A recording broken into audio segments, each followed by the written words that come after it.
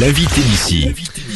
Notre invitée aujourd'hui, Chantal Hemiwood, qu'on accueille avec beaucoup de plaisir dans nos studios. Elle est d'abord maire d'Embrun, peut-être avant toute chose. Elle est présidente de la communauté de communes de l'Embrunais. Elle est aussi conseillère régionale, la patronne de l'UDI, le parti centriste de centre-droit de Jean-Louis Borloo, sa représentante dans le département des Hautes-Alpes.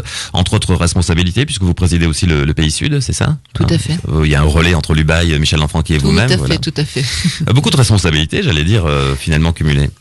Oui, forcément, parce que lorsque on est élu en cascade, on est amené à intervenir sur des tas de sujets, à prendre un certain nombre de responsabilités. Je précise que la plupart des mandats sont évidemment faits d'une façon tout à fait sans indemnité, que nos concitoyens ne s'imaginent pas que chaque responsabilité équivaut à une indemnité. Je crois qu'il faut aussi l'expliquer clairement à l'heure où on fustige le cumul des mandats. Moi aussi d'ailleurs, je pense que il faut être très, très vigilant au niveau national. Alors évoquons d'abord l'UDI, le parti centriste de Jean-Louis Borloo qui s'est structuré, lancé. Vous avez tenu une conférence de presse la semaine dernière dans le département des Hautes-Alpes. Vous vous structurez évidemment à quelques mois des élections municipales à la fin du mois de mars prochain, avec peut-être la volonté d'être partie prenante de ces élections municipales en lien ou dans le cadre de discussions à venir avec l'UMP. Alors, au niveau de l'implication de l'UDI, ce se fera essentiellement en fonction des demandes des différents maires. Et puis l'UDI verra quelles sont les investitures qu'elle souhaitera donner. Mais nous n'allons pas systématiquement être présents, d'abord parce que la plupart des élections municipales dans le département se font hors contexte politique, au sens de parti politique. Les habitants élisent surtout, votent en tout cas, surtout pour une personnalité, pour ce qu'il a fait, ce qu'elle a fait, ce qu'il ou ce qu'elle est, plus que pour son appartenance à un parti politique. Bon, c'est vrai pour la plupart des communes. On a quelques contextes politiques, notamment Briançon, qui est une commune où effectivement la politique occupe une place très importante. C'est la seule commune où c'est vraiment très politisé. Gap aussi, en sachant que la personnalité du maire de Gap fait que politiquement il n'appelle pas de rivalité extrêmement forte d'un côté ou de l'autre. Vous allez pour autant discuter avec chacune des têtes de liste en disant voilà quelle part vous nous laissez finalement, comment vous nous intégrez dans les listes que vous allez constituer. Bien sûr, à Briançon c'est déjà en cours d'ailleurs, et puis à Gap ça viendra le moment opportun, une rencontre entre le maire de Gap et moi-même, mais c'est Roger Didier qui décidera du moment opportun. En tout cas pour l'instant vous faites monter en puissance cette UDI dans le département des Hautes-Alpes, à commencer par, je crois, le week-end prochain, une initiative un peu populaire, j'allais dire, avec un pique-nique. Absolument, un pique-nique tiré des sacs pour à la fois les adhérents et les sympathisants, toutes celles et tous ceux qui ont envie de rejoindre ce mouvement original que l'on attendait depuis longtemps. Moi, qui était adhérente à l'UDF, j'attendais depuis longtemps le regroupement de tous les mouvements centristes au niveau national, parce que on était tous partis d'une façon éparpillée, et ça joue évidemment en défaveur de ce parti quand il est éparpillé. Malheureusement, ne rassemble pas. Notre objectif aujourd'hui, c'est de rassembler toutes les sensibilités qui se retrouvent au sein de l'UDI, et elles sont très larges, y compris d'ailleurs les adhérents du MoDem qui pourraient se retrouver chez nous aussi. Alors on a bien noté, tout le monde a bien noté ce rapprochement, ces mamours si je puis dire, oui. Assez récent somme toute, entre Bayrou et Jean-Louis Borloo. Comment vous observez cela? Finalement, c'est la vie publique comme ça moi qui suis à l'intérieur d'un mouvement politique, je peux comprendre qu'à un moment donné, François Bayrou, qui est quand même très isolé aujourd'hui, ait envie de retrouver une famille politique dans laquelle il ne perd pas son âme, et je pense qu'à l'UDI, il s'y retrouve totalement au niveau de ses valeurs, de ses idées principales. Pour autant, personne n'oublie ce qui s'est passé en 2007, mais il faut bâtir l'avenir, il faut arriver à faire table rase de ce passé quand il est vraiment négatif, et quand on est capable de reconstruire avec intelligence. Et François Bayrou est un homme sur le plan politique incontestablement de valeur. Il a fait des choix que je ne partageais pas, mais il aura toute sa place à l'intérieur du parti centriste. Quant aux adhérents du MoDem de la région qui nous écoutent par exemple en ce moment, vous leur dites bienvenue finalement, c'est ça? Bien sûr, et bienvenue à tous ceux qui, au fond, n'ont rien à faire avec un parti socialiste qui est quand même très conservateur, qui est, de mon point de vue, assez archaïque, et puis d'autres partis politiques dans lesquels ils ne se retrouvent pas. Alors évoquons à présent l'Embrunet. Nous avons parlé tout à l'heure un petit peu de cette saison qui s'est finalement bien terminée alors qu'elle avait mal commencé. Ce qu'on note au passage, vous êtes bien placé pour en parler avec, puisque vous avez été ville départ du Tour de France, c'est la nécessité de soutenir les saisons, pas que la saison estivale, par de l'événementiel. Absolument. On s'aperçoit le rôle essentiel que jouent ces événements. Alors bien sûr, le Tour de France, on peut pas en avoir des retombées immédiates parce que les retombées, elles sont d'abord médiatiques, télévision internationale et autres. Il faut se donner un peu de temps, ne pas toujours vouloir à l'instant T plus indirectement avoir les retombées économiques et touristiques. Donc je crois qu'il faut vraiment prendre un peu de temps, mais c'était exceptionnel. Le fait d'avoir eu une étape comme on a pu l'avoir, c'est exceptionnel. Chacun doit en mesurer l'impact que l'on aura dans les prochains mois, les prochaines années. C'est essentiel pour nous. On a eu aussi les 30 ans du triathlon, et même si le triathlon apporte un certain nombre de désagréments pour certains, parce que localement on peut circuler moins facilement, parce que on a un peu plus de bruit, parce qu'on est davantage gêné, c'est une opération qui est là aussi exceptionnelle. J'ai des chiffres à donner qui sont issus d'un sondage qui a été fait cette année par un bénévole qui est prof de maths et qui a exploité les statistiques. Un triathlète courte distance, et il y en avait 1000, représente en moyenne 22 nuitées.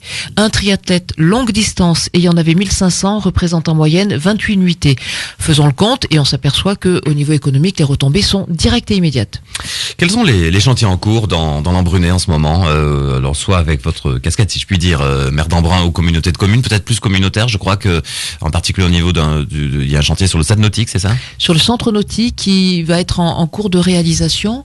On est très attendu sur ce dossier parce que la piscine d'Embrun a 40 ans, elle est vieillissante, elle correspond plus du tout aux attentes des jeunes et des moins jeunes. Il faut se moderniser. C'est un projet qui est porté par la communauté de communes de l'Embrunet, et les travaux devraient démarrer après la saison d'été 2014.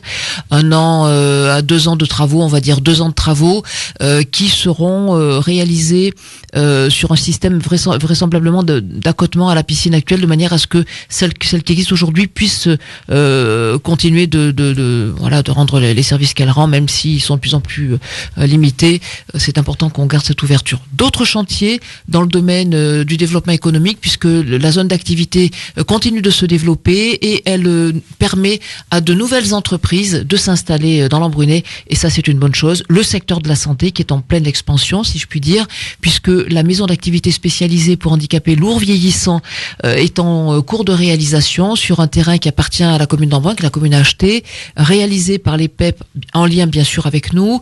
C'est une réalisation qui va permettre la création d'emplois nets hors contexte climatique, d'emplois nets à l'année, 50 emplois dès l'automne 2014. C'est un très beau projet pour moi.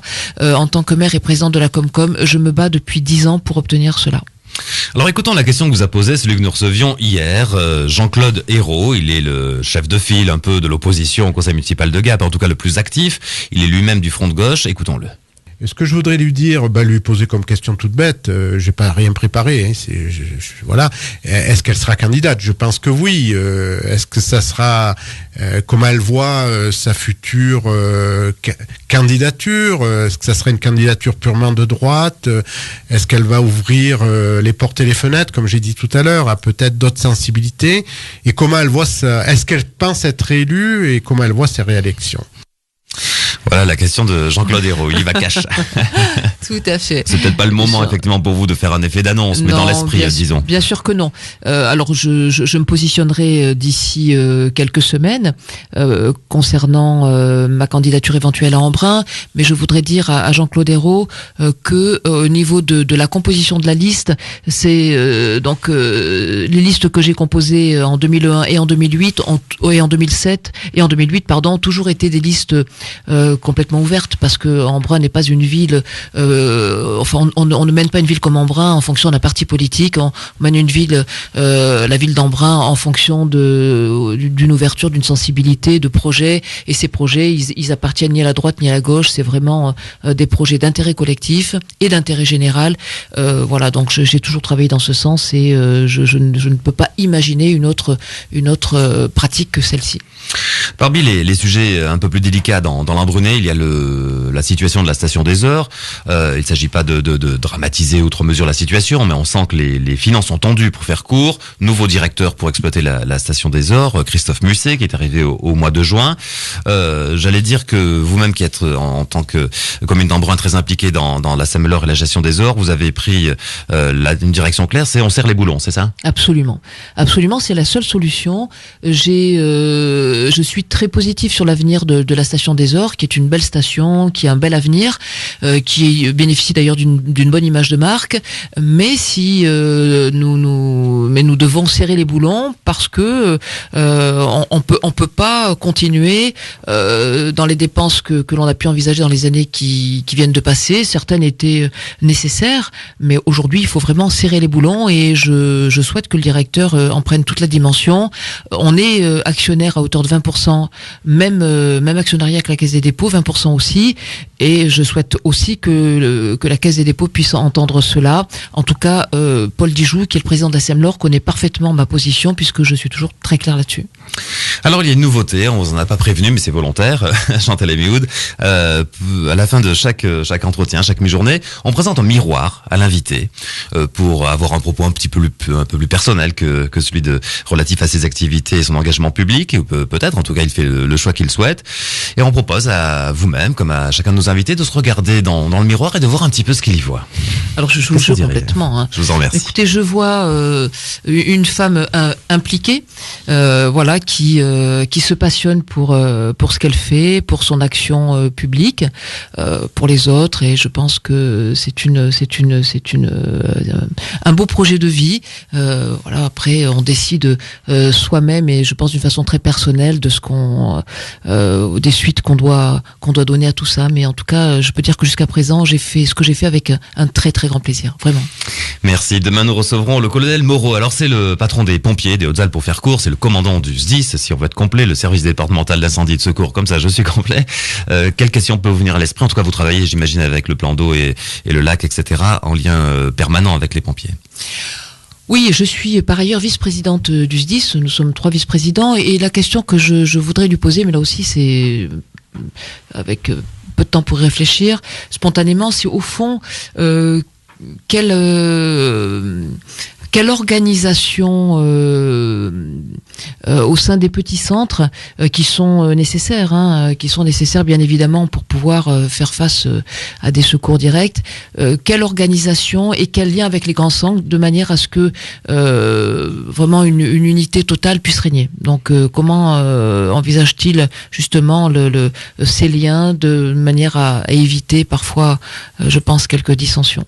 Merci Chantal Emi-Wood. L'invité d'ici.